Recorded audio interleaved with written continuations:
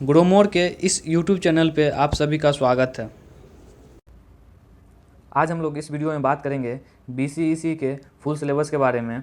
आप ये देख सकते हैं, ये BCEC का प्रोस्पेक्टस है जो 2020 में जो एग्ज़ाम हुआ था उसके लिए इशू किया गया था।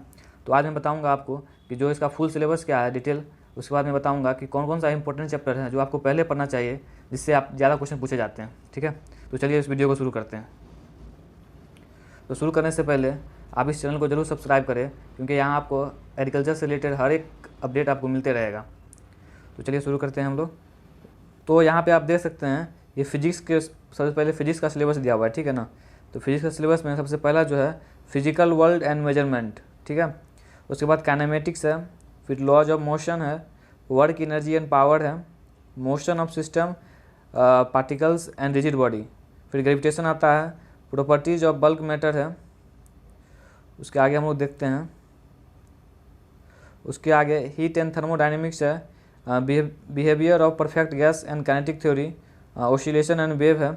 तो ये जितना भी चैप्टर है ये सारे चैप्टर 11th क्लास के हैं, ठीक है। तो इसमें से इंपॉर्टेंट कौन कौन सा है जो 11th क्लास का है वो मैं पहले आपको बता देता हूँ।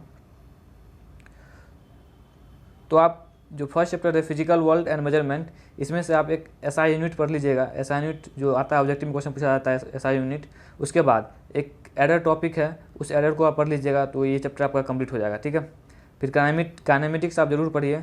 काइनेमेटिक्स और लॉज ऑफ मोशन साथ साथ पढ़िएगा, दोनों एक दूसरे से रिलेटेड है, ठीक है। उसके बाद वर्क एनर्जी पावर पढ़िए।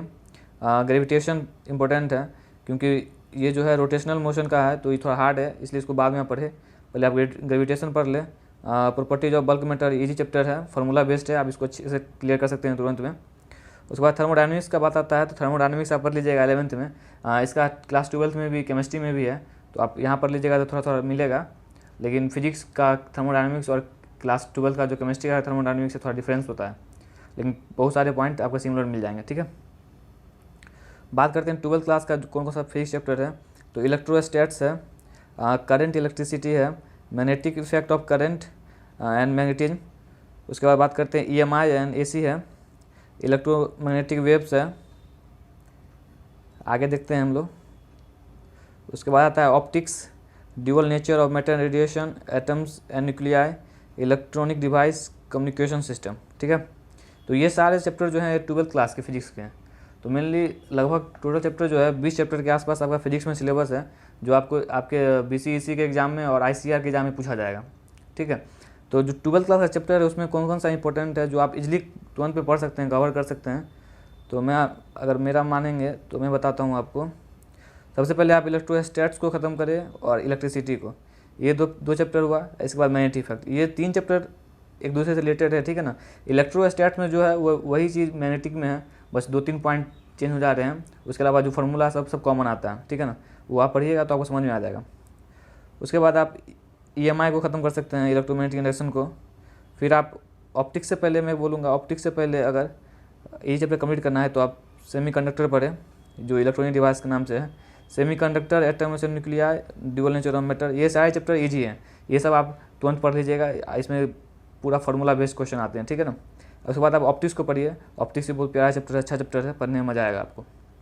तो आई होप कि मैं आपको क्लियर कर पा रहा हूँ कि आप क्या क्या पढ़ना आपके लिए ज़रूरी है। आगे हम लोग बात करेंगे केमिस्ट्री के बारे में, ठीक है।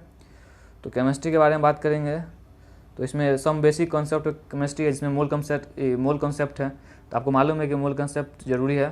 स्ट्रक्चर ऑफ एटम हो गया, पीरियोडिक टेबल जो कि मोस्ट इंपॉर्टेंट है, chemical bonding and molecular structure. उसके बाद है states of matter, gases and liquid, ठीक है। फिर इसमें भी देखिए थर्मोडायनेमिक्स आ रहा है, जो आपके 11th के फिजिक्स में था। इक्विलिब्रियम, रिडॉक्स रिएक्शन, हाइड्रोजन है, फिर ग्रुप 1 और 2 एलिमेंट है। उसके बाद करेंगे P ब्लॉक, फिर ऑर्गेनिक केमिस्ट्री ये सारे अभी 11th के चैप्टर हैं। हाइड्रोकार्बन, इन्वायरमेंटल केमिस्ट्री, ठीक है। तो जो भी 11th के चैप्टर हैं, तो मैं आपको ज़रूर बोलूँगा कि सबसे पहले आप क्लास 11th का ऑर्गेनिक केमिस्ट्री पढ़ें, ठीक है ना। ऑर्गेनिक केमिस्ट्री क्लास 11th का पढ़ें, ताकि क्लास 12 का जो सेकंड बुक है केमिस्ट्री का वो पूरा ऑर्गेनिक का है, तो आपका दोनों कवर हो जाए। क्योंकि जो 11th क्लास में ऑर्गेनिक केमिस्ट्री में जो सिलेबस है, जो नेम रिएक्शन है या मैकेनिज्म है, वही क्लास 12 में यूज किया गया है। तो अगर आप पहले 11th का पढ़ लेते हैं तो आपके लिए ज़्यादा फायदेमंद रहेगा, ठीक है। उसके बाद बात करते हैं क्लास 12 के केमिस्ट्री के बारे में। देखिए सॉलिड स्टेट है, इस चैप्टर को आप एक दिन में कंप्लीट कर दीजिएगा। सॉल्यूशन है जो न्यूमेरिकल बेस्ड है, इलेक्ट्रोकेमिस्ट्री है, केमिकल काइनेटिक्स है, सरफेस केमिस्ट्री, फिजिकल केमिस्ट्री में नहीं आता है, इनऑर्गेनिक का चैप्टर है।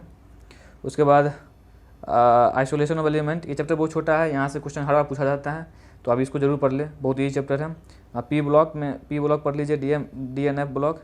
फिर उसके बाद जो भी ऑर्गेनिक का चैप्टर स्टार्ट हो जा रहा है, halogen group, halo alkane, hello arene, alcohol, phenol ether, aldehyde, organic जो भी नाइट्रोजन अमाइन चैप्टर जो है।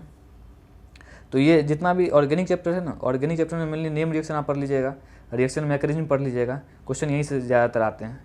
फिर प्रिपरेशन, आप जो कन्वर्जन है कि एल्कोहल से आप फिनोल कैसे बना सकते हैं, इस तरह क्वेश्चन, इस सब क्वेश्चन पूछा जाता है ऑर्गेनिक केमिस्ट्री में। और उसके बाद मोस्ट इंपॉर्टेंट जो है बायोमोलिक्यूल्स, पॉलीमर्स, केमिस्ट्री एंड, ये 3 चैप्टर रटने वाला चैप्टर है, याद करने वाला चैप्टर है। यहाँ से क्वेश्चन हमेशा आते हैं, बच्चे इसको छोड़ देते हैं, सोचते हैं कि इसमें क्या पढ़ना है, लेकिन यहाँ से अगर आप थोड़ा सा पढ़ लीजिएगा तो आपके लिए यहाँ पे बोनस पॉइंट आएगा, यहाँ नंबर मार्क्स ज़्यादा उठेगा।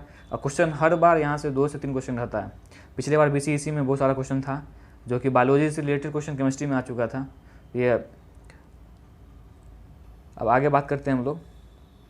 देखिए मैथमेटिक्स का मेरे पास ज़्यादा आइडिया नहीं है, लेकिन मैं इसका आपको सिलेबस बता दे रहा हूँ। सेट्स एंड फंक्शन में 3 दिया हुआ है, सेट्स है, रिलेशन एंड फंक्शन है, ट्रिग्नोमेट्रिक फंक्शन है। फिर अलजेब्रा फर्स्ट में 6 टॉपिक आप देख सकते हैं, उसको आप देख लें। उसके बाद कोऑर्डिनेट ज्योमेट्री फर्स्ट है, फिर कैलकुलस फर्स्ट है, उसके बाद मैथमेटिकल रीजनिंग फर्स्ट है, मैथमेटिकल रीजनिंग फर्स्ट नहीं है, एक ही है मैथमेटिकल रीजनिंग का।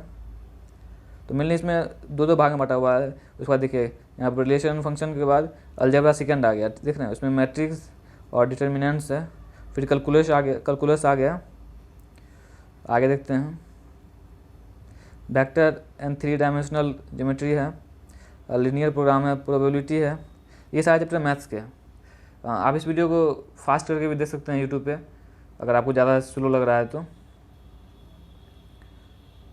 आगे बात करते हैं हम लोग बायोलॉजी के बारे में। इसके लिए मैं अच्छे से बता सकता हूँ बायोलॉजी के बारे में, क्योंकि मैं खुद बायोलॉजी बैकग्राउंड से हूँ इसलिए। तो देखिए डाइवर्सिटी जो मोस्ट इंपॉर्टेंट चैप्टर है, अगर डाइवर्सिटी में आपको थोड़ा सा भी आइडिया नहीं है तो आप सिंपल सा बात है 9th क्लास का जो साइंस का बुक है उससे आप बायोलॉजी पढ़ लीजिए, आपका जो भी इतना बेसिक कंसेप्ट होगा हर चीज़ क्लियर कर देगा 9th क्लास का बुक, ठीक है। उसके बाद बात करेंगे structural organisation and animals and plant, cell पढ़ना है। फिर प्लांट फिजियोलॉजी हो गया, ह्यूमन फिजियोलॉजी हो गया, sexual reproduction, genetics and evolution, biology and human welfare, biotechnology and its application, ecology and environment. तो इसमें से देखिए इंपॉर्टेंट कौन कौन सा है, तो मेरा माने अगर आप तो सबसे पहले आप डाइवर्सिटी को पढ़े, मतलब इम्पोर्टेंट जो है डाइवर्सिटी, ठीक है। फिर सेल स्ट्रक्चर, ठीक, इसे क्वेश्चन हमेशा आते हैं। प्लांट फिजियोलॉजी, ह्यूमन फिजियोलॉजी, इसे हमेशा क्वेश्चन आते हैं, इंपॉर्टेंट चैप्टर है। फिर जेनेटिक्स पढ़े, ठीक है। इकोलॉजी मोस्ट इंपॉर्टेंट चैप्टर है हर एक एग्जाम के लिए, इसको आप जरूर पढ़ें, बहुत ईजी है, आप अच्छे से पढ़ सकते हैं। उसके बाद ये सब पढ़ने के बाद आप दूसरे चैप्टर को पढ़े, आप इजीली समझ जाइएगा और आपके एग्जाम में ज़्यादा हेल्पफुल रहेगा। और आप ये वीडियो जो है BCEC ICAR दोनों रिलेटेड, दोनों का सिलेबस सेम ही है, ठीक है ना। बात करते हैं एग्रीकल्चर वाले बच्चों के लिए, तो एग्रीकल्चर जो है इंट्रोडक्टरी एग्रीकल्चर जो भी शुरू में है वो है। उसके बाद soil as medium of plant growth, plant breeding है, एग्रीकल्चर इंजीनियरिंग है, क्रॉप प्रोटेक्शन है।